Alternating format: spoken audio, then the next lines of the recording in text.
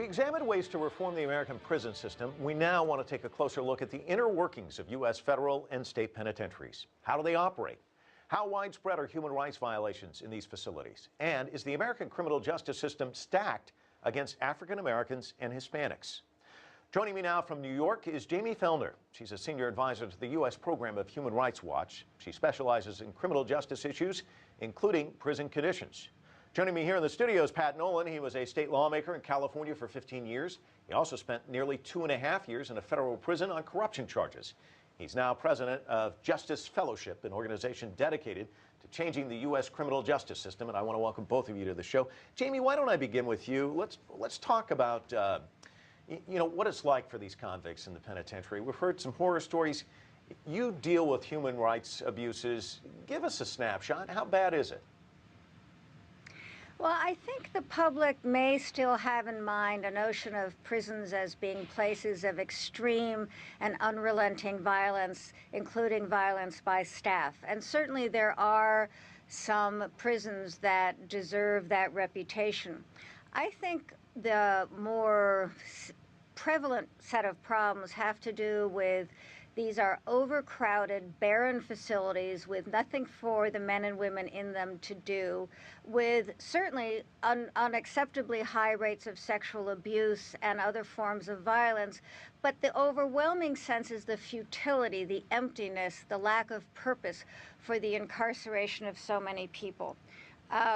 It's not a dramatic story, although there are dramatic stories to tell, but the bigger picture is one of a waste of human lives, of human potential, a waste of taxpayer money, and a lack of contribution to public safety. Well, Pat, let me ask you, because you go at this from a different point of view, I would think. Here you are, a lawmaker, you're a policy guy, you probably have one viewpoint. Suddenly, here you are in the prison outfit, and you're in prison. What kind of an epiphany did you have? It was a total eye-opener. As a legislator, I'd been very interested in prisons. I'd visited 9 different prisons while I was in the legislature.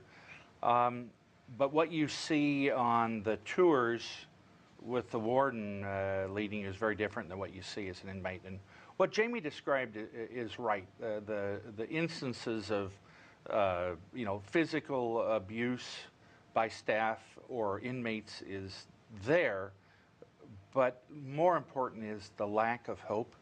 While I was in prison well over 1,000 times, I was told, "You ain't got nothing coming," and it's said with a sneer, and the intention is to tell you, you come from nothing, you are nothing, you will be nothing. Now, I come from a good family. I'd had a position of responsibility and authority. I had a good education. So as much as that hurt, I was able to withstand it. Think of a kid who came from an abusive household, that ran away when he was 14, that got involved in the drug culture, and has never had anybody in their life tell them they love them and that they're worthwhile. They begin to believe that they ain't got nothing coming, that the future is hopeless. And then, as Jamie said, the hours of idleness. I said, the twin curses of idleness and boredom, that's prison life. And I would much rather be busy doing something than just this enforced idleness. And yet the prisons are so crowded, there's no room for programming. In California, the famous lawsuit that the Supreme Court decided, one of the prison facilities had 85 prisoners and 1 toilet for them to share. Well, let me ask you, I want to ask both of you about this. I've been to a lot of prisons in the West Coast and Midwest, and it's almost like the cast there in the prison were sent over from central casting, because you can go to any prison in the United States and you see a lot of the same types of people. And according to the Bureau of Justice Statistics, 1 in 3 black men can expect to go to prison in their lifetime. And we do see this where it's people of color in these prisons, and you mentioned it. They may be coming from hard luck neighborhoods, and they end up in this cycle. How do we stop it? I mean, and is that the case? Mike? Yes. Mike, I think it's important when you're looking at the prison population as a whole, and I still think the American public believes most people in prison are bad guys, are violent guys. What's truly distressing in the American sort of phenomena of mass incarceration is that 1 in 3 people going into prison and about 20% of people in prison have done nothing less than nonviolent drug crimes. And one of the things that I think Pat and I both would hope would come from the current fiscal crisis, and which we are starting to see in certain states at least, is that legislators and policymakers start asking themselves, what is the purpose of prison? Who do we want to have to spend time in prison? And are there other ways of holding people accountable than sending, for, again, low-level drug offenders Jamie, to prison? to interrupt you, the answer is there are other options, and yet this system is pretty loused up. And one would say, the appearances, if you're looking from the outside, you don't live here in the United States, is it looks like a racist system. But, well, it is racist, and this, Mike, let me say, it is, I think it's important to sort of sort out, again, what sends people to prison. I think there's no question that drug law enforcement is just racially discriminatory. The police go into low-income black neighborhoods to make the arrests, and not surprisingly, low-income black and Hispanic people end up in prison at far higher rates than whites, even though they have comparable rates of drug offending.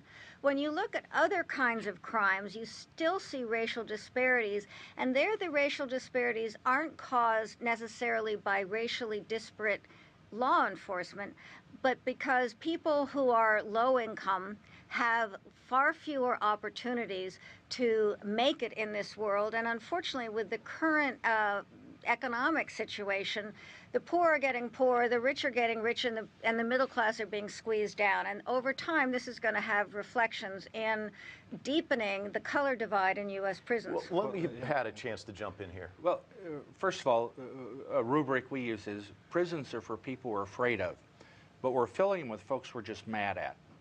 A lot of these low-level crimes, we're angry. They aren't following the rules of society, but they're not a danger to us. You don't go to sleep at night worried about them. And there are other ways to punish them that hold them accountable, that frankly do a better job, that don't put them in with hardened criminals, which tends to, my mom used to say, vegetables take on the flavor of the stew pot. They're going to get worse by being in with violent criminals. Hold them accountable in the neighborhood, and there are programs that work at that, and save money.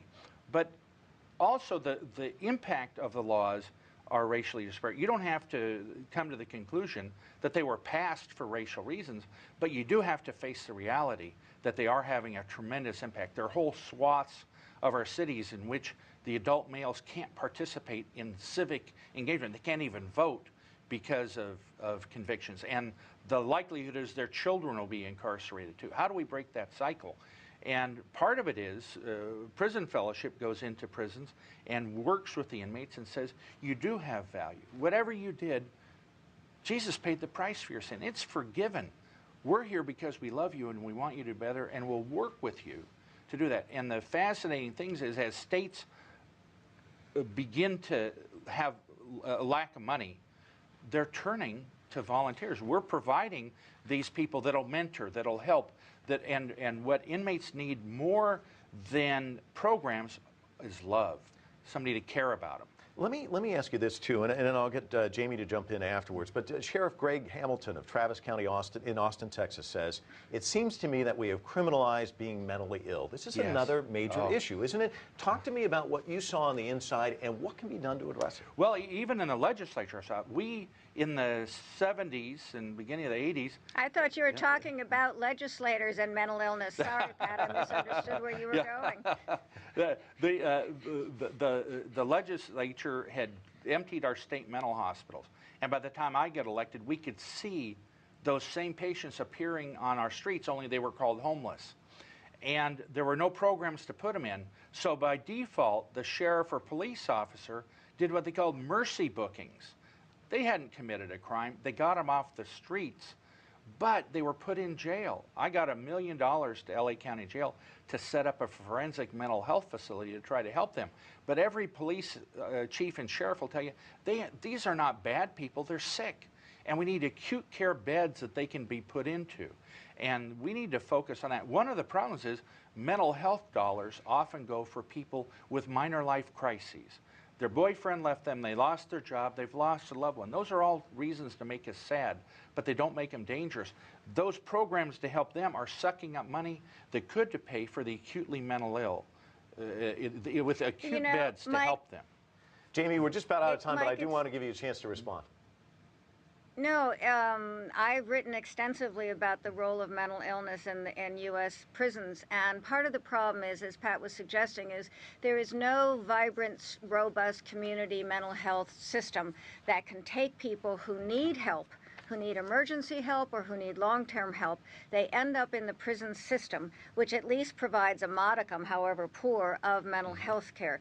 Somewhere between 20 and 50% of U.S. prison population has a serious mental illness. It's extraordinary, and it reflects the willingness of the U.S. people to put money into prisons that they aren't willing to put into strengthening communities and providing the social support services, be they mental health, medical, educational, vocational, that is needed.